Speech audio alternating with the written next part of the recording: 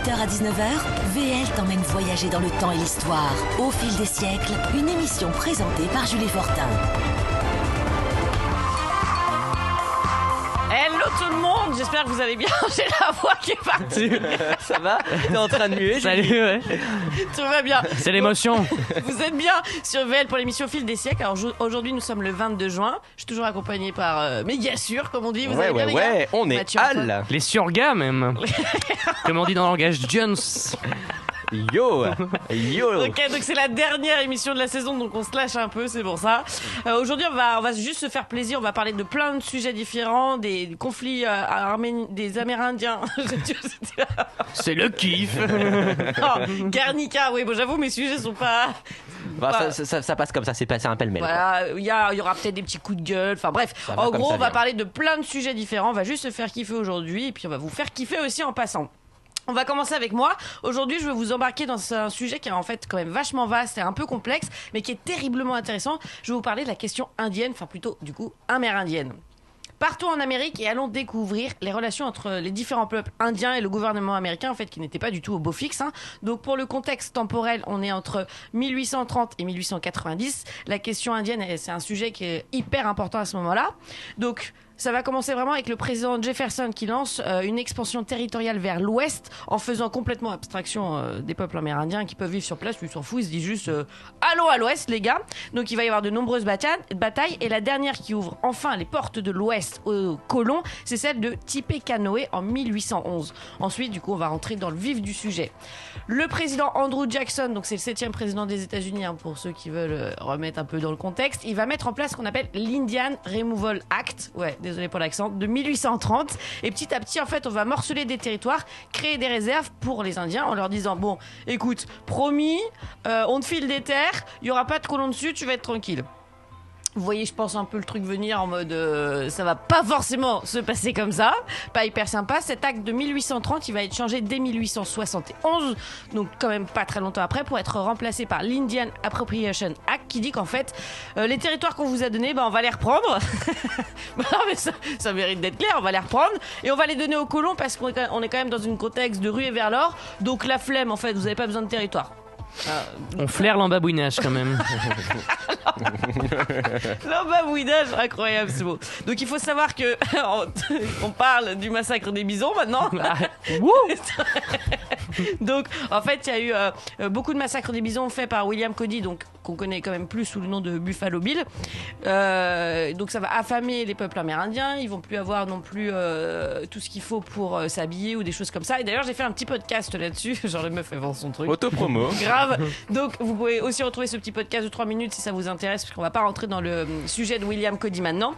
Mais donc ce qu'on peut dire, c'est que petit à petit le gouvernement il va mettre en place une politique d'assimilation en interdisant par exemple des pratiques comme la danse du soleil. Donc ça c'est vraiment une danse de peuple amérindien. Donc on va leur dire bah non, t'as plus le droit de le faire, sinon ça va très mal se passer pour toi. D'accord. Très sympathique. C'est comme si on interdisait la Macarena quoi. Super. Ou la chenille, des boîtes de nuit ruinées. On va aussi créer des polices indiennes, donc le but c'est de les diviser. Faut savoir qu'on parle des Amérindiens comme si c'était un peuple, mais c'est pas le cas parce que c'est une pluralité de peuples qui ont chacun des pratiques différentes. Donc le gouvernement lui se fait pas chier, il va dire nous on va faire une seule politique commune pour les assimiler. En gros vous avez le droit de rien faire et vous essayez en fait juste de nous ressembler. Pas très sympathique quand même. Et donc il va y avoir de plus en plus de conflits entre 1860 et 1890 et il y aura énormément de morts aussi à ce moment-là. Dès 1862, les Sioux vont se révolter contre cette assimilation et le fait qu'on leur pique quand même leurs terres et leurs denrées alimentaires. Enfin, je peux comprendre que tu gueules. Enfin, je veux dire, oui. Ça se défend. Ça se défend. Donc pourquoi on leur pique leurs terres ? Eh bien parce que dès 1853, les territoires vont être achetés pour la mise en place du chemin de fer et du télégraphe, parce que c'est vraiment un moment d'expansion technologique. Donc forcément il va y avoir de plus en plus de spéculateurs, de l'argent en jeu, donc le gouvernement il s'en fiche un peu de savoir ce que vont devenir les Amérindiens. Il se dit juste de la thune, allons-y quoi. T'es un salaud de capital. Non, du coup Julie, excusez-moi, c'est ça sort du cœur. Ouais voilà, c'est une partie de moi qui s'insurge.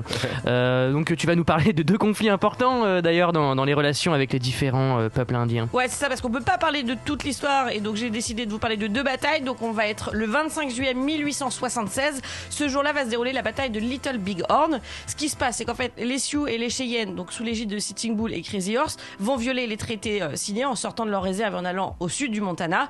Forcément, les colons, ils font wow, vous faites quoi? Ça nous plaît pas du tout. Et le colonel Custer, qui ne cherche qu'à avoir du succès politique, se dit, bah écoutez, moi je peux y aller sans attendre les renforts. Donc alors j'imagine qu'au vu de l'inégalité technologique, les colons ont dû bien pourrir les peaux rouges. Ouais, ça a été un massacre, mais un massacre des colons finalement. Ah. Tu vois, on s'y attendait pas à cette chute. Incroyable. Donc tu as raison, il y a eu quand même beaucoup de morts aussi chez les Amérindiens à cause, comme tu le dis, à cause des armes des colons. Cependant, cette fois-ci, le colonel Custer et près de 250 hommes vont tomber dans l'embuscade de ces deux peuples amérindiens. Et malheureusement, même si c'est une victoire des Amérindiens, cette nouvelle, elle va retentir. Il va y avoir des représailles qui vont être très violentes. Et le gouvernement va démanteler certaines réserves et redonner les terres aux colons pour se venger. Et ils ont purgé le colon, quoi, c'est tout. Enfin, c'était Oh là là. Pardon, désolé Mathieu. Non, mais pour des mots d'esprit comme ça, évidemment, je laisse la parole. Magnifique. Donc là, Julie, c'est le moment où tu vas nous parler d'une autre bataille très importante, c'est ça? C'est fait avec tellement de naturel cette relance. Quelle note tu mets à cette relance? Au moins 10 sur 10, quoi. Merci. Donc ouais, exactement, on est quelques années plus tard, on est le 29 décembre 1890, c'est le dernier vrai conflit qui signe la fin des guerres indiennes. Ça va se finir avec en fait un acte d'allégeance et une logique de soumission. Donc voilà. Quand tu veux. Est-ce qu'on peut parler vraiment d'une bataille? Est-ce qu'il y a une bataille phare? Non, en fait, aujourd'hui, on parle quand même beaucoup plus d'extermination. On parle pas de bataille, on parle d'extermination. Près de 350 Sioux vont être tués par l'armée américaine. En fait, la bataille de tout à l'heure, celle de Little Big Horn dont je vous parlais, a vraiment touché les Américains qui souhaitent juste se venger. Donc ils vont traquer les deux chefs, comme je vous ai dit, c'est Sitting Bull et Crazy Horse, pour les tuer. Donc Crazy Horse, il va être abattu avant, et justement, Sitting Bull va être tué juste avant une bataille qui s'appelle la bataille de Wounded Knee. Et du coup, qu'est-ce qui s'est vraiment passé à Wounded Knee? Je l'ai bien dit. Ça, tu l'as extrêmement bien dit. En gros, plusieurs peuples indiens ont décidé de bouger et d'aller à un autre endroit, encore une fois. Forcément, ça plaît pas à l'armée qui les retrouve, qui les stoppe. Donc au départ, tout va bien. Tout va bien, tout est relatif. On les encercle, on bivouaque tous ensemble auprès de la fameuse crique de Wounded Knee. Ils considèrent que les Indiens un peu hostiles parce qu'ils ont quand même quitté leur réserve, mais pour l'instant, ça part pas en live. Bref, pour le moment, c'est juste chiant, ils les parquent, mais rien de violent. On sait pas trop comment ça s'est passé parce que au niveau des sources, c'est toujours un peu compliqué sur des sujets comme ça. Mais en gros, il y aurait eu une dispute au sujet d'une arme, un coup aurait été tiré et là, c'est le pompon sur la Garonne. Carrément. Ouais, carrément. Ce coup de feu a lancé l'assaut. Et est-ce que c'était réellement une erreur? Est-ce que c'était finalement une excuse pour essayer une volonté de massacrer les Indiens? On ne sait pas trop ce qui s'est passé. Ce qu'on peut dire, c'est qu'il y a 350 Indiens qui vont décéder sous les balles des Américains. Donc, c'est vraiment un massacre. Et je vous conseille d'aller lire sur le sujet. J'en ai expliqué quand même une partie, mais on voit que c'est vraiment une histoire qui est large et qui est dense. Donc, déjà, vous pouvez aller réécouter, comme j'ai dit tout à l'heure, le sujet sur Buffalo Bill pour savoir un peu comment ça se passe aussi du côté des colons, parce que là, j'ai parlé du côté des Amérindiens, mais comment ça se passait, l'évolution aussi avec le massacre des bisons, etc. Donc voilà, on voit que c'est quand même une histoire hyper dense aux États-Unis, et du coup, allez-y, quoi. Voilà, maintenant je pense que Antoine, t'as l'air chaud patate. Oh là là là. Ah là là. Puis ça monte là, non? C'est pas parce qu'on parlait des peaux rouges, mais ouais, je sens que je suis en train d'être rouge de colère. Ah ouais, t'as pas l'air content et je crois que ça va un coup de gueule, non? Et oui, tout à fait.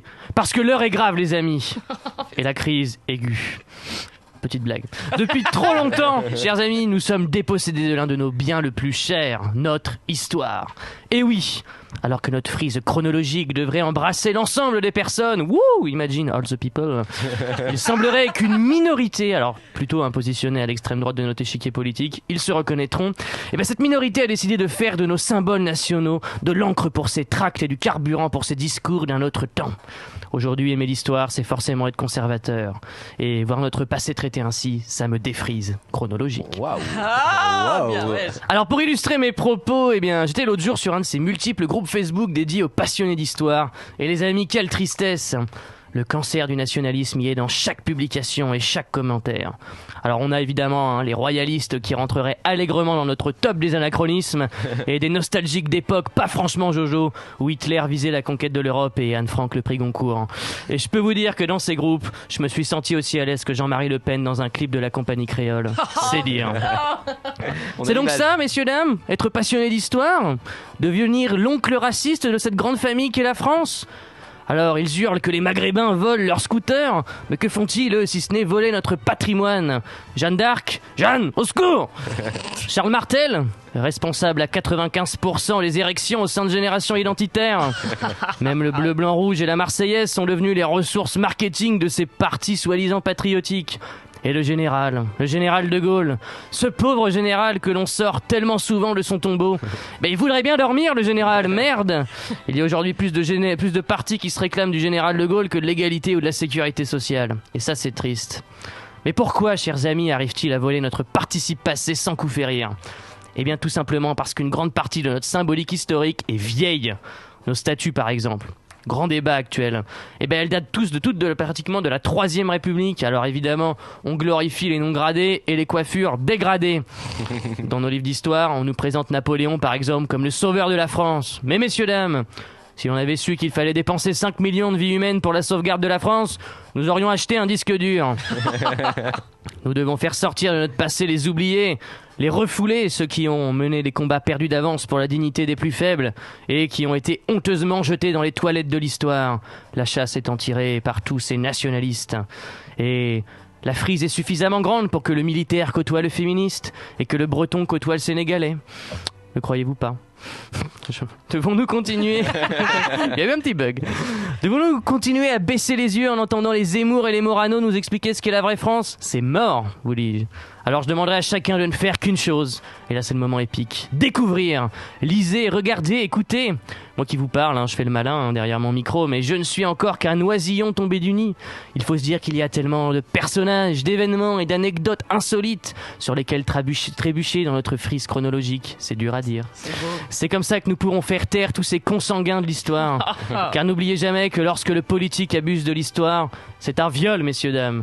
Une relation sans consentement d'où peut naître les choses affreuses que sont la propagande et le racisme. Alors c'est à nous, aujourd'hui, demain, après-demain, de faire notre culture pour empêcher cet acte ignoble et sauver notre histoire, sauver la France et sauver le monde. Putain! God bless America! On a vraiment envie d'applaudir. Toi, avec ta tablette, t'as l'air complètement perdu. Effectivement. Ouais, tu tapes sur ton écran là. Ouais, j'ai une tablette entre les mains. Je suis en train de me faire un petit Candy Crush. Ah bah d'accord. Ah bah bravo. Tu sors, Michel. Super. Fais le malin, tiens. Fais le malin parce qu'on te retrouve. Tu vas nous proposer une espèce d'immersion. On va voir. Je sais pas encore dans quoi on va se remarquer. Je sais pas non plus. C'est tout le problème. C'est tout le problème justement. Inspiré par l'actualité, en fait, tu vas nous amener où? Parce que. Eh ben, écoute. Ah bah je sais pas. Je suis perdu.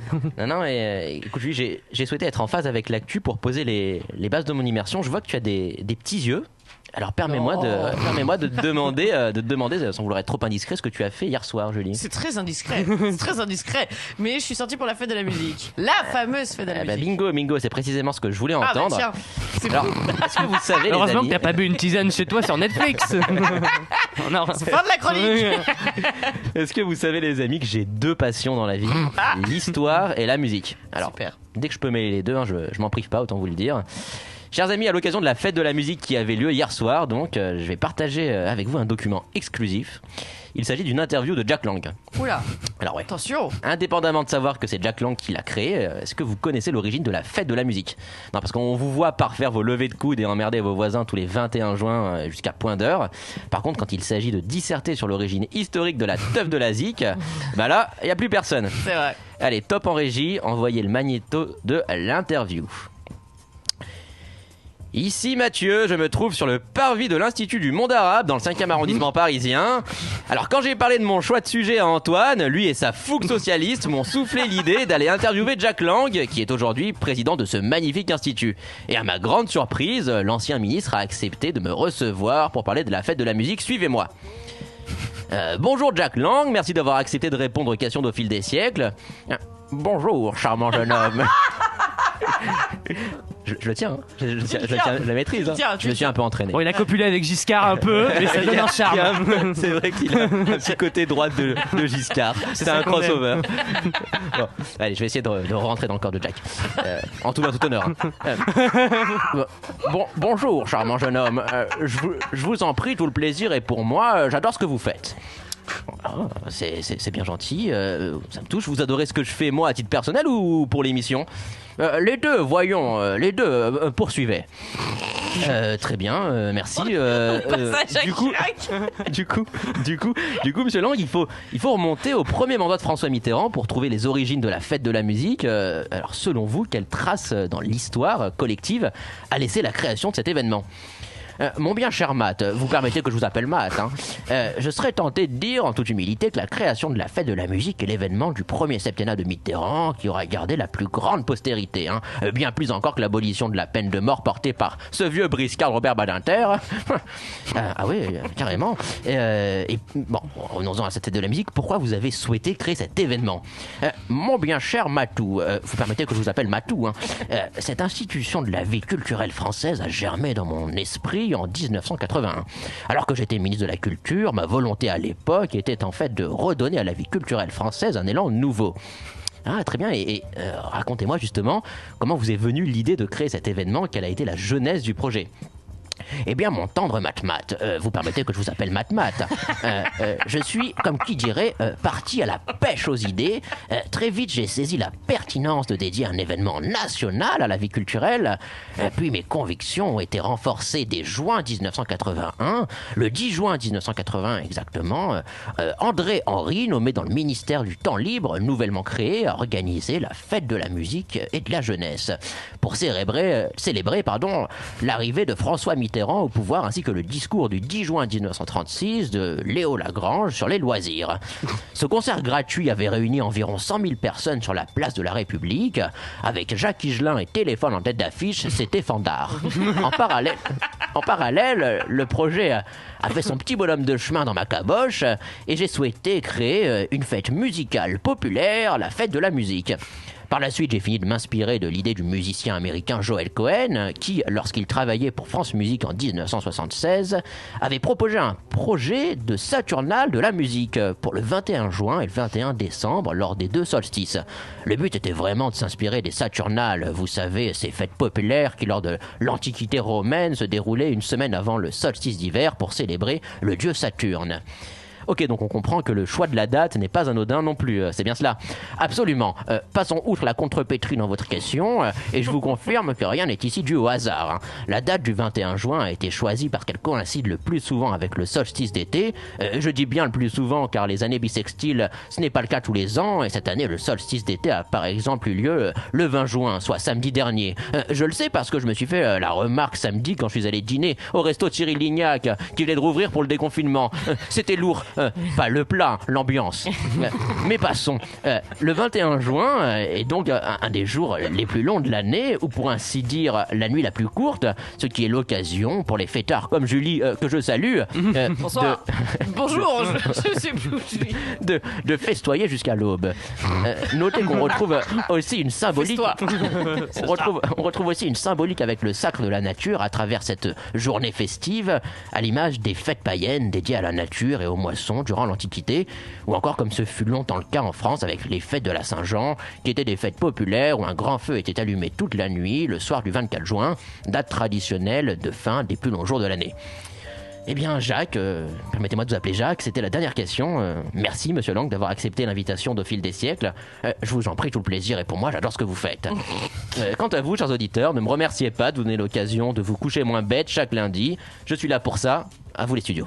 Ouais, ça va, sinon les chevilles. la petite note de fin, et sinon je suis là pour vous. Écoute, en tout cas, par rapport au compliment, je pense que c'est vraiment ce que Jack Lang penserait de moi, hein, au niveau de. En tout cas, au niveau voix, ça va, au niveau de la gorge et tout. Je trouve qu'il a on aime bien, il a une sympathie, ce personnage, on aime bien l'imiter. J'aime beaucoup rentrer dans son personnage, en tout cas. Je le maîtrise pas parfaitement, de la manière la plus optimale qui soit, mais je vais pratiquer. Puis je reviendrai. Je repasserai une tête quand ce sera. Nickel. C'est l'objectif. Au moins maintenant, on sait d'où vient la fête de la musique, pourquoi ça a été créé. Exactement. Et que ça remonte, voire à l'Antiquité, et que ce n'est pas rien. Exactement. À l'Antiquité, donc à Jack Lang, c'est bien ce qu'on dit. Donc c'est incroyable. Continuons. Tout de suite, on va faire une petite pause dans les sujets. On va faire comme d'habitude notre top 3 des anachronismes. Donc cette fois-ci, la dernière de la saison. Donc profitez-en parce qu'après, va falloir passer quand même 2 mois sans nous. Va falloir s'en sortir. Pleurez pas tout de suite. Et nous 2 mois sans vous, et ça va être terrible. Ça va être terrible. Ah non, moi je pars à la boule. Chacun ses problèmes dans sa vie. Voilà, je pars dans ma villa. dans ta villa. Vas-y, on commence par toi, Mathieu. Qu'est-ce que tu as à nous proposer? Eh ben, aujourd'hui, la foudre s'abat pour moi sur le film Gladiator. Alors, dans le péplum, ouais, non, mais même le Gladiator passe au crible des anachronismes. Dans le péplum de Ridley Scott, sorti en 2000, on peut voir dans une scène un soldat romain tenir en laisse un très beau berger allemand. Problème, cette race de chiens croisés ne verra pas le jour avant le 19e siècle. Les bergers allemands à l'Antiquité, c'est non Ridley. Ouais. C'était des bergers germains. Exactement. T'es trop en forme. Ouais, c'est... Non, mais là, ils sont vraiment plantés parce que 19e siècle. Ouais, il y a quand même un monde. Après, Gladiator est bourré d'anachronismes. Ouais. C'est Après, pas, c'est pas le meilleur moi, des films non plus. Moi, c'est vraiment plus le chien le toutou qui a attiré mon attention parce que je suis très porté sur les chiens. Sachez-le. Ok, on va en apprendre beaucoup pendant cette Oui, émission. parce que tu veux déjà rentrer dans Jack Lang. Là, c'est. Moi, j'ai hâte. Il est très toutou maintenant. Ouais. C'est génial, j'adore cette émission. Antoine, t'as quoi à nous proposer? Oh, home, the time of my life. C'est Et donc, beau. vous l'aurez compris avec cette imitation. Magnifique. Je vais vous parler de Dirty Dancing, ce magnifique film qui aura fait soupirer les femmes devant Patrick Swayze, avec ses pas de danse très reconnus, réalisé en 1987, si je ne m'abuse. Et il y a une énorme erreur dans ce film, parce que Bébé, la plantureuse Bébé porte un short en jean. Alors vous me direz, mais pourquoi un short en jean, c'est quoi le problème? Eh bien, le film est censé se passer dans les années 60. Or, le short en jean ne verra le jour que dans les années 70. Oh là là, l'erreur. Alors, je pense qu'on aurait dû la laisser seule dans un coin. Bébé. La pauvre. Ah ouais, c'est quand même incroyable. Moi, j'ai choisi le film Le Majordome, je sais pas si vous l'avez vu, de Lee Daniels, qui est sorti en 2013. Très beau film, hein, d'ailleurs, soit dit en passant. Allez le voir, quoi. Ah. Mais il y a quand même un petit souci dans les séquences de la Maison Blanche en 1957. Donc, on voit le drapeau américain derrière, etc. Donc, jusque-là, tu te dis, logique.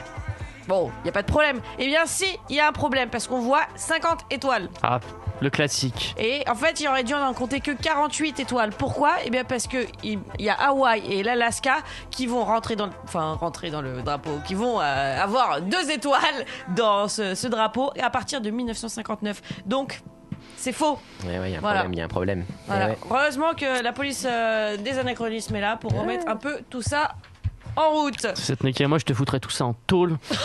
Quelle violence. Toujours dans l'extrême. Bon, on continue avec toi. C'est l'heure d'accueillir Mathieu une fois de plus. Mais en fait, toi, t'es... On fait que m'accueillir, moi. Ouais. Toi, tu te présentes à chaque fois dans les feuilles en mode. Bah ouais, j'aime bien. On accueille Mathieu. J'aime T'as bien. cru que t'étais en stand-up. En fait, bonjour Mathieu. comme c'est moi qui écris tes relances, j'aime bien m'accorder à travers toi un peu d'importance et d'intérêt. Accueillons Mathieu encore une fois. Salut. Et nous retrouvons Mathieu. Et t'es encore une fois inspiré par l'actualité. À moins d'une semaine des municipales, sa chronique devrait vous interpeller. Et oui, Julie. Oui, Julie. Alors, est-ce que je vous ai déjà dit que j'ai 2 passions dans la vie? Oui. Bah écoutez, sachez-le. J'en ai une troisième. Sachez-le de nouveau.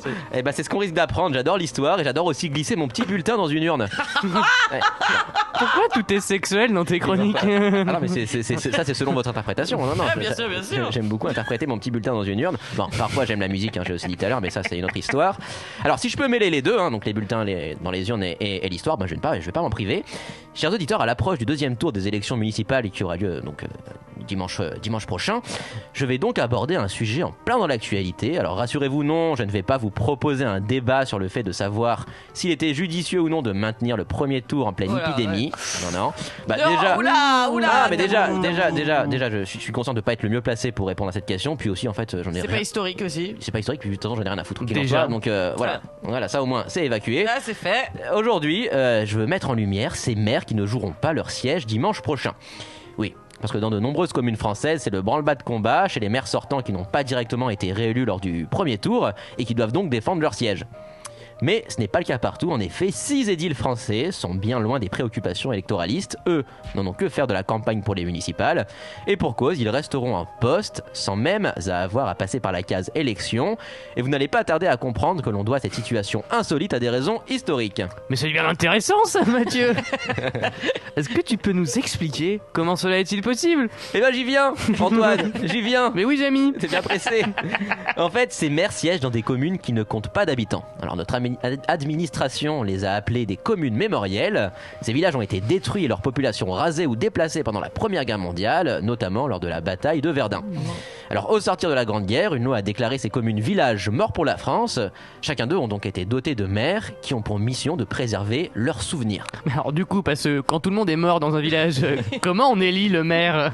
Alors là Antoine, c'est là que je te reconnais parce que c'est ça la vraie bonne question à se poser.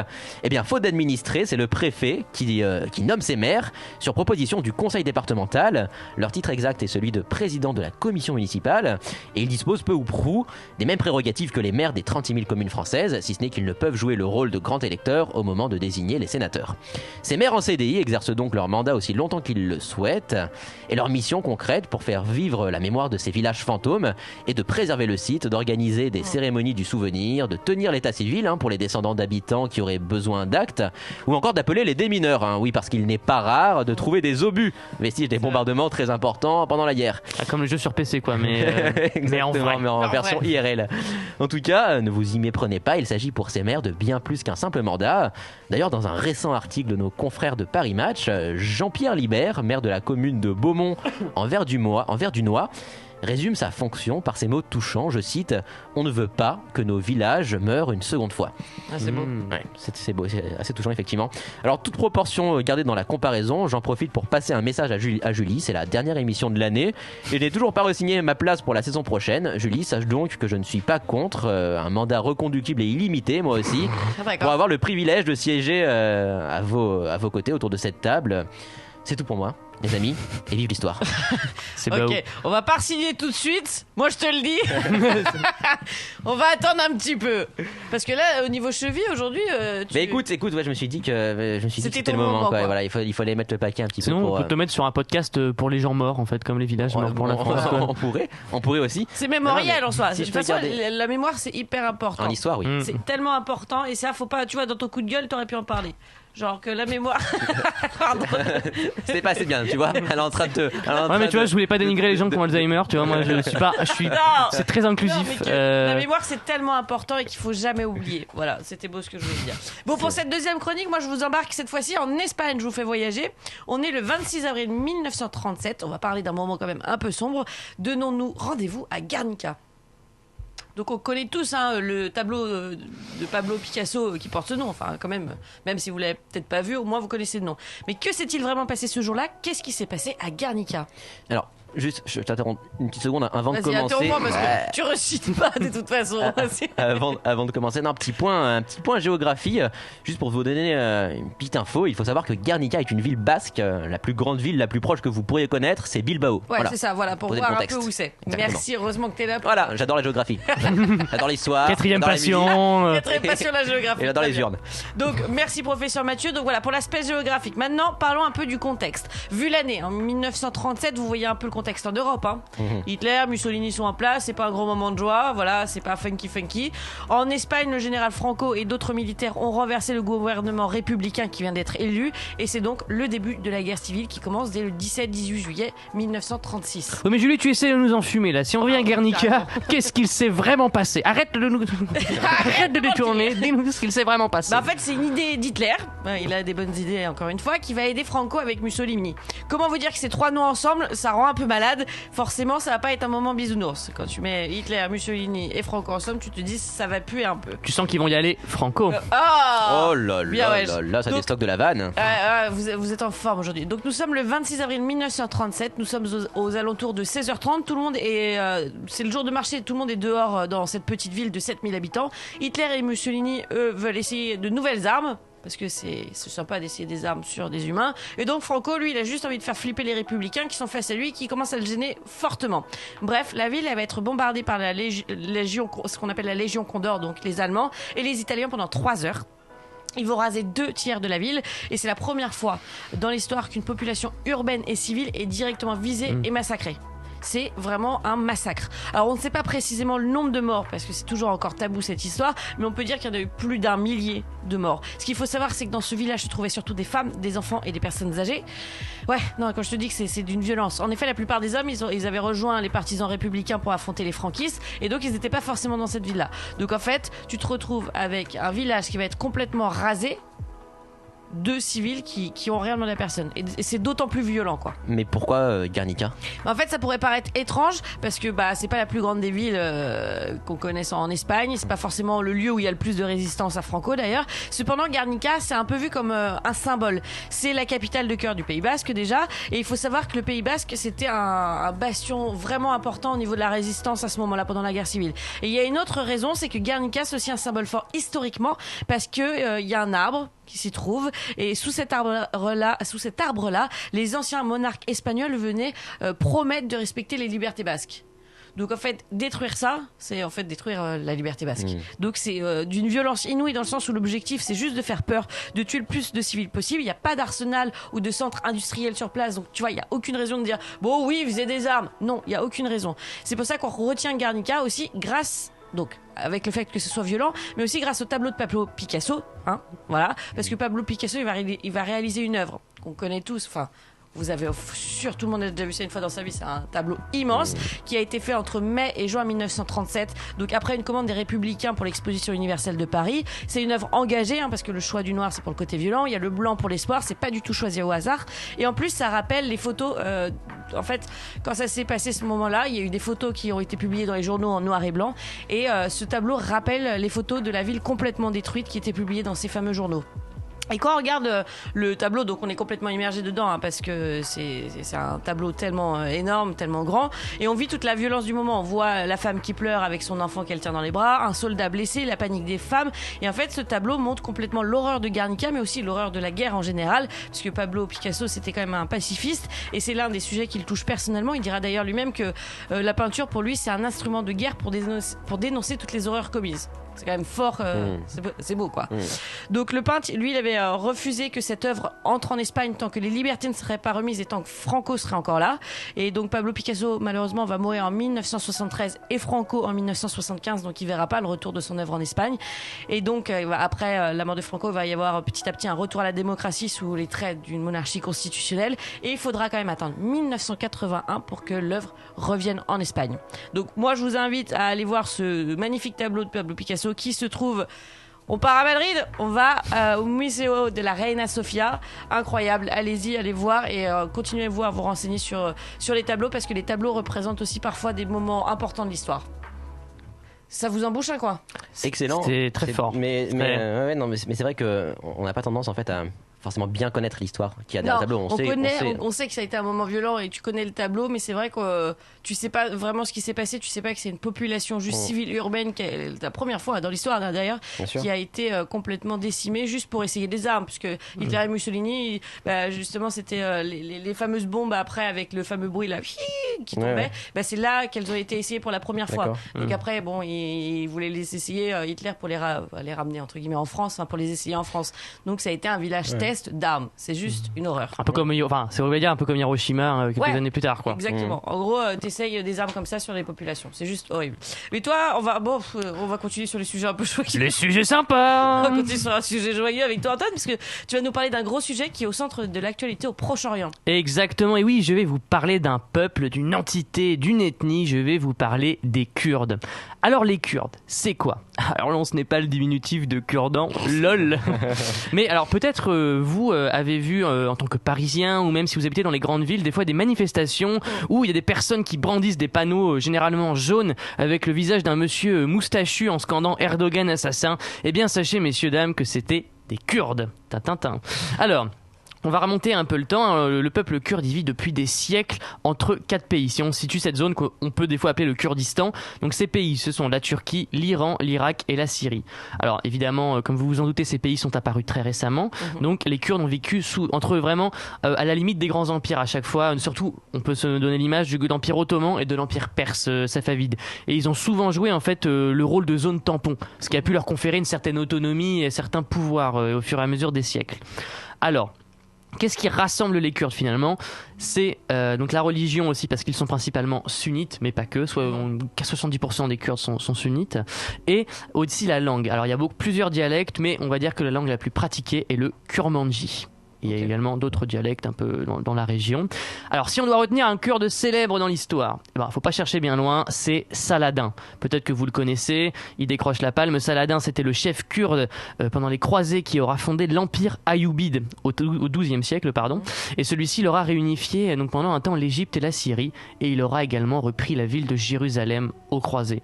Donc si vous avez vu Kingdom of Heaven notamment, il apparaît en personnage, il est très connu, il est passé à la postérité pour ses talents guerriers et aussi pour son intelligence, et pour quelqu'un d'intelligent et de très humain par rapport aux croisés. Les catholiques en sueur. Bref, revenons aux Kurdes un peu plus tard. Nous sommes au 19e siècle. Alors l'Empire ottoman, il devient de plus en plus centralisateur du fait des politiques nationales qui se mettent en place, et les Kurdes vont perdre énormément d'autonomie. Les principautés kurdes vont perdre énormément d'autonomie. Et là, ce qui va se passer, il va y avoir la Première Guerre mondiale qui va complètement changer la donne. Oui, et du coup, à ce moment-là, l'Empire ottoman, il est complètement démantelé. Exactement. Alors, pas autant que les Européens l'auraient voulu. Parce qu'il y a le traité de Sèvres en 1920 en fait, qui va complètement découper la Turquie avec des zones italiennes, grecques, françaises en termes de la Galicie. C'est un traité qui a encore traumatisé les Turcs. Ils le sortent encore dans leur propagande, dans leur communication politique. Je ne m'étalerai pas sur le sujet. Et bref, dans ce traité de Sèvres, il devait y avoir un Kurdistan indépendant.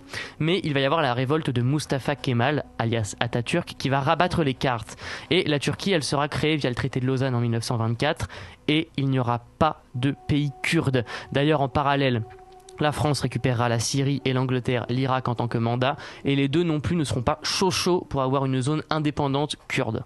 Alors, donc, ce qui va se passer à partir de là, c'est un peu la merde pour les Kurdes. Ça va être très très compliqué pendant toute la suite du XXe siècle.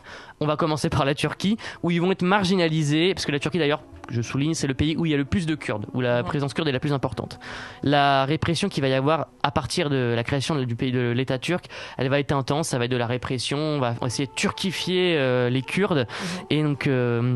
il faut savoir c'est que l'intensité variera en fonction du régime en place, parce que sur tout le XXe siècle, en gros en Turquie, on alterne entre périodes un peu démocratiques, plus sympa pour les Kurdes, et périodes de coups d'état militaires qui là seront très compliquées. Et dans les années 80 commencera à se former un mouvement très important, le PKK. Qui veut dire donc ? Alors, je n'ai pas les initiales exactes de PKK, mais ça veut dire Parti des travailleurs du Kurdistan en français. Okay. Alors c'est un mouvement très marqué à gauche, de mouvance marxiste-léniniste. Et d'ailleurs, il faut le prévenir, donc ils sont sunnites les Kurdes, mais dans les mouvements qu'il y a aujourd'hui, en fait, c'est très marqué extrême gauche ou nationalisme. Donc il n'y a pas très peu de mouvements islamistes kurdes. Bref. Le PKK va prendre de l'importance dans les années 80 et 90 durant la guerre interne qui va vraiment frapper la Turquie, où il y a des massacres un peu partout dans les villages, ça va être très violent. Et il faut savoir également que la Syrie accueillait à bras ouverts les leaders du PKK jusqu'à la fin des années 90. Sauf qu'à un moment, la Syrie va arrêter et le leader du PKK, Abdullah Öcalan, je vous avais parlé du moustachu qu'on pouvait voir sur les pancartes, c'est lui. Il est expulsé par les Syriens et il va être arrêté par les Turcs. Il est d'ailleurs encore aujourd'hui en prison. Donc c'est celui-là qu'on voit en visage. Et d'ailleurs, il faut savoir c'est que le PKK va beaucoup changer sa vision depuis qu'il est emprisonné. C'est plus communiste, guerre froide. C'est vraiment maintenant très libertaire, très égalité des genres, féministe. Donc il y a vraiment un développement.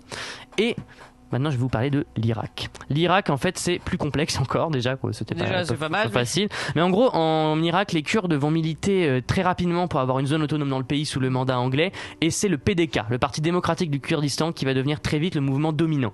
Donc lui, c'est un parti nationaliste qui va être dirigé par Mustafa Barzani. Dans les années 60, pareil, guerre larvée entre le pouvoir irakien et les Kurdes qui veulent être autonomes.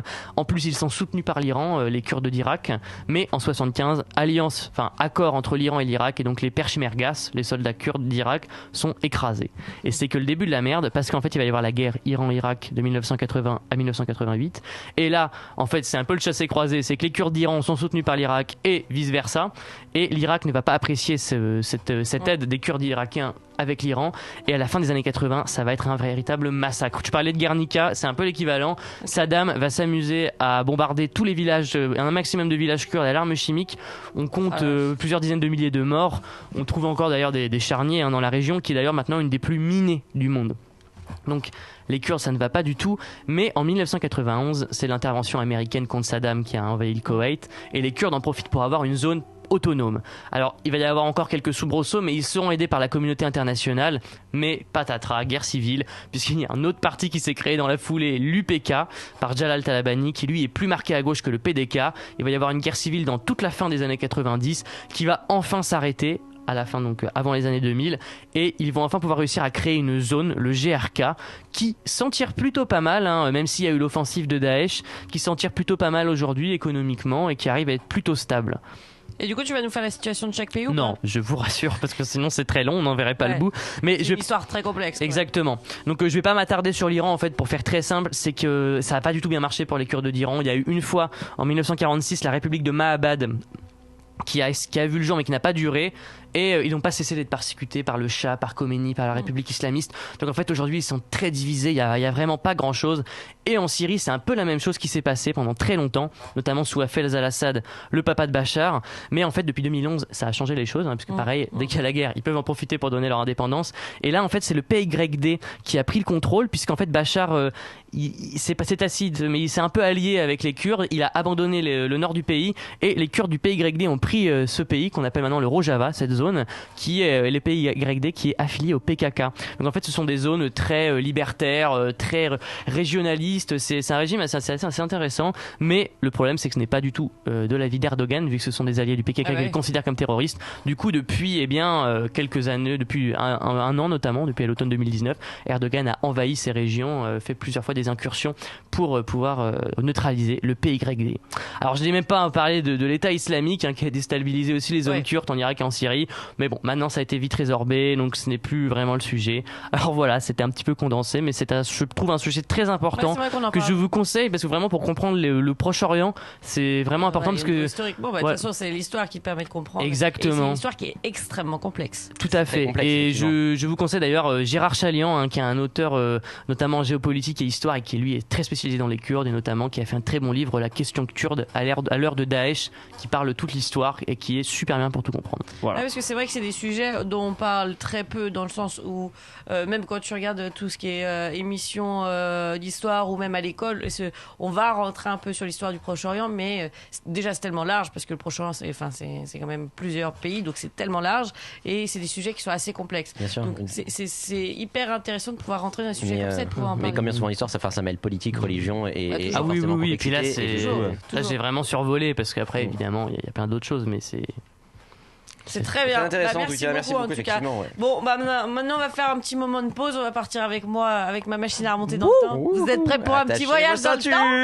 Eh bah c'est parti, on y va. C'est parti. C'est parti. Ah, vous sentez venir là?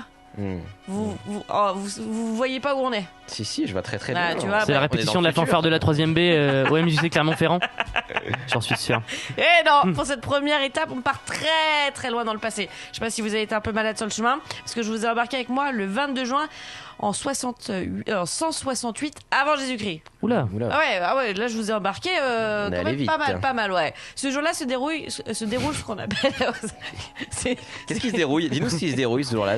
En fait, si, ça dérouille parce que c'est une bataille. C'est la bataille de Pydma. Alors qu'est-ce que c'est cette bataille et pourquoi elle est importante? Eh bien parce que en fait, il y a eu 3 ans, une guerre qui a duré 3 ans entre les Romains et les Macédoniens, et elle va se terminer, cette fameuse guerre, avec cette bataille de Pydma. Et c'est Rome qui va avoir le dessus. Parce que ces légions, les légions romaines, c'est en gros l'armée romaine, sont beaucoup mieux organisées. Et il faudra, en fait, allez, je crois que ça se compte en heures, même pas, je crois en 1 heure. Ils vont vraiment pas mettre longtemps pour que la Macédoine tombe. Et c'est un moment très important, parce que ce sont les 2 royaumes qui sont hyper importants à l'époque. Et ainsi, la Macédoine, à ce moment-là, hop, elle perd, donc elle va être coupée en 4 régions. Donc c'est la fin de l'indépendance de la Grèce et le début de l'ère romaine. Voilà, le début de la grande histoire romaine, quoi. Là, je ferme les yeux, je suis dans Age of Empire, tu vois. Un peu d'histoire. Très belle rêve. Mon Dieu. Et donc, Persée, qui était à la tête de la Macédoine, va être capturé. Et il y aurait eu au moins 20 000 morts dans les phalanges macédoniennes. Donc quand je dis que ça a été des grosses batailles, c'est des grosses batailles, quoi. Donc c'était pas une petite guerre, 3 ans, 20 000 morts, on est quand même pas mal. Et autre petit détail important, comment on peut être sûr que c'est un 22 juin? Parce que je vous ai remonté en 168 avant Jésus-Christ, et tu me dis mais tu bluffes. D'où sont les sources? Tu bluffes. Eh bien on le sait parce que tout simplement la veille il y a eu une éclipse, et donc on est sûr de la date. Le solstice. Voilà, on est le sûr. fameux. Le fameux. On est sûr de la date grâce à ça, parce que les éclipses, on le sait quand c'est noté passé et par rapport aux dates, etc. Donc on sait que c'était un 22 juin. Bon allez, on est quand même parti vachement loin dans le passé et j'ai pas envie qu'on reste bloqué non plus dans le passé, surtout à des moments un peu Ça coûte de l'essence, mine de rien, de voyager aussi loin. C'est ça, on va envoyer une note à VL après, ils vont être contents. Ouais, mais ça pollue pas, on roule à l'électrique, on vole à l'électrique. Hein. Ah oui, c'est vrai. Rappelons-le. C'est vrai, rappelons-le. Donc on va repartir pour notre deuxième étape, on y va.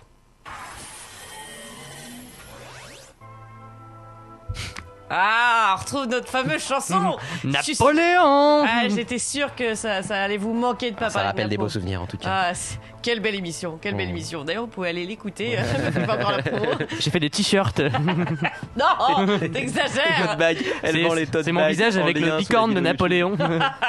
Donc ouais, je savais que ça allait vous manquer un peu. Donc on est arrivé le 22 juin 1815. Alors c'est pas la date la plus joyeuse pour notre Napo national, hein, parce qu'en effet, ce jour-là, il va devoir abdiquer pour la deuxième fois. Oh là là. Quelle triste vie. Hein. Donc pour le contexte, il revient à Paris après un événement bien connu, hein, sa défaite à Waterloo le 18 juin. Il se dit pas de souci, on va trouver une solution. Il va abdiquer pour que son fils prenne la suite en se disant c'est pas grave, je file le pouvoir à mon fils, sachant que son fils il a 4-5 ans. Comment te dire que c'est juste pour garder la main sur le pouvoir parce que son fils de 4-5 ans il va pas pouvoir... Je pense. Oh, tout dépend des facultés du fils. Hein. C'est un Napoléon quand même. On a eu des rois de France qui n'avaient rien à envier à ses enfants de 5 ans. Hein. C'est vrai, c'est ça. Donc lui propose d'un autre côté de redevenir général. Ça servirait à quoi ? Eh bien, il se montre comme le protecteur de la France face à une invasion. Bon, il a toujours bien la tête sur les épaules, notre Napo, et pas du tout de problème de cheville comme Mathieu. Quoi. Ouais, c'est comme moi, vraiment. ouais. Effectivement. Effectivement. Je me retrouve dans ce personnage. Surtout après un tel échec, il perd pas le nord. Bon, ça va être refusé par le gouvernement provisoire, hein, forcément. Donc ensuite, on va pas rentrer dans toute l'histoire, mais il va prendre le fameux bateau pour aller à Sainte-Hélène. Voilà, si vous voulez si vous voulez écouter un peu d'histoire de Napoléon, on a fait 1 heure sur le culte de la personnalité qui se trouve dans les podcasts, les derniers podcasts. Parce qu'il y a tellement de choses à dire sur Napoléon. La dernière fois, on a fait que 1 heure sur le culte de la personnalité. On aurait pu en faire d'autres sur plein de thématiques. On avait abordé un angle précis, à savoir le culte de la personnalité. Mais exactement. Bon, allez, on repart pour notre dernière étape.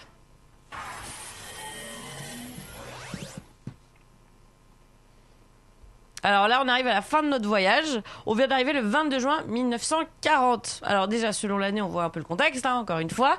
Ce jour-là a lieu ce qu'on appelle l'armistice franco-allemande à Retonde dans la forêt de Compiègne.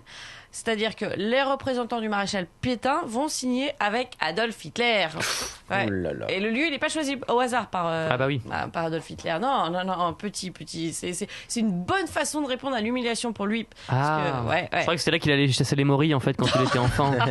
Putain, on m'a menti. Déçu. Bah non, en fait, c'est une façon de répondre à l'humiliation de 1918 où l'armistice avait été signé au même endroit entre les Français et les Allemands. Je parle d'humiliation parce que c'est comme cela que les Allemands ont vécu l'armistice de la Première Guerre mondiale. Donc ils vont se retrouver là-bas. J'ai pris juste un article, hein. Donc il y a l'article 19 qui va faire rentrer finalement la France dans la collaboration, parce que sur cet article 19, et je trouve ça incroyable, enfin c'est d'une violence, sur sa demande, tous les ressortissants allemands désignés par le gouvernement du Reich seront envoyés en Allemagne. Voilà.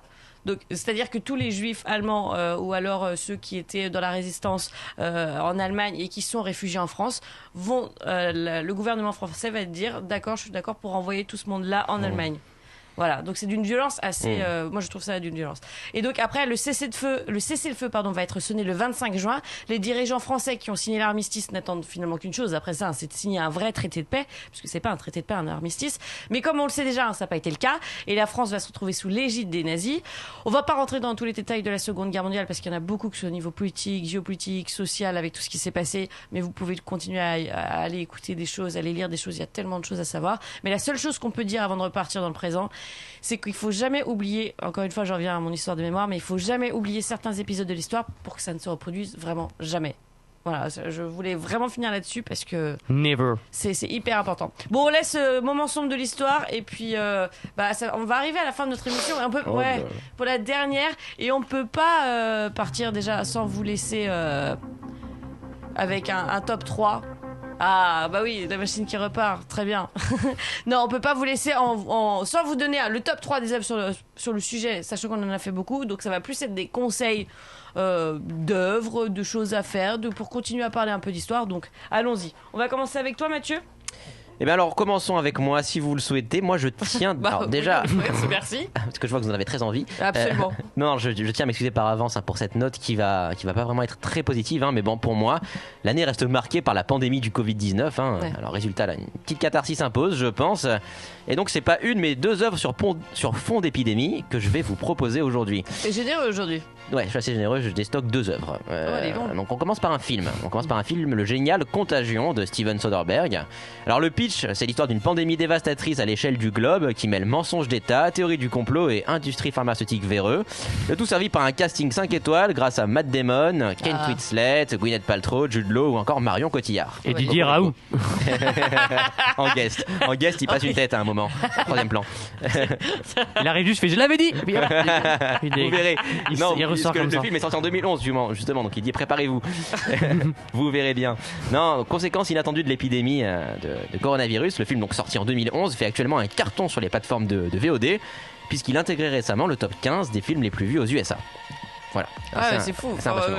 Personnellement, en période, surtout pendant le confinement, j'avais juste pas envie de regarder des films. Ouais, j'avais pas envie, mais je peux comprendre, mais en parallèle, il y a quand même pas mal de gens visiblement qui voulaient regarder ça. Qui sont intéressés par ce sujet qui était omniprésent dans l'actualité. C'est comme le jeu là, Plague.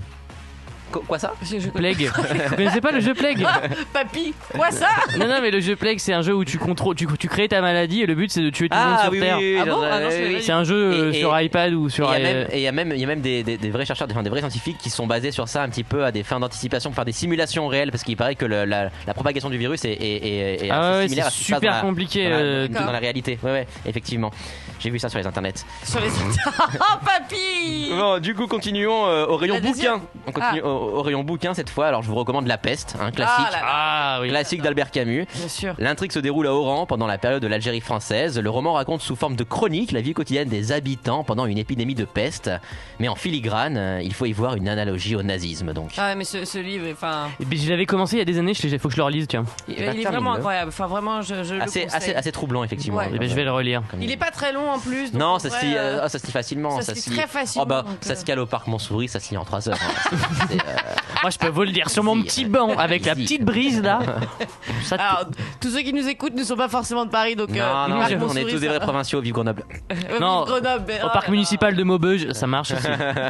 Allez Antoine, qu'est-ce que tu nous proposes? Alors, moi, j'ai fait dans mon plus simple apparat. C'est très bizarre ce que je viens de dire. Non, je ne suis pas tout nu. Visuellement, ça donne quoi du coup? Je ne suis pas tout nu. Il va être temps de finir cette saison. Non, alors moi c'est un livre. Alors vraiment comme ça peut faire sourire, mais l'histoire de France pour les nuls. Ah, je l'ai. Et franchement, lisez-le. D'ailleurs, vous n'êtes pas obligé de le lire d'une traite, mais c'est un livre qui est génial, qui est complet, qui est plein d'anecdotes et franchement, qui vous parle vraiment de plein de sujets qu'on a peut-être pas vraiment suivis à l'époque où on était au collège. Donc je conseille vraiment ceux qui connaissent pas forcément et qui veulent vraiment se faire une petite culture, en plus rapidement parce que c'est agréable à lire. Je vous conseille vraiment de lire l'histoire de France pour les nuls. Voilà. Une petite remise à niveau et. Quoi? Pour faire une petite remise à niveau peut-être sur certains trucs, ça peut être. Ah ouais, clairement.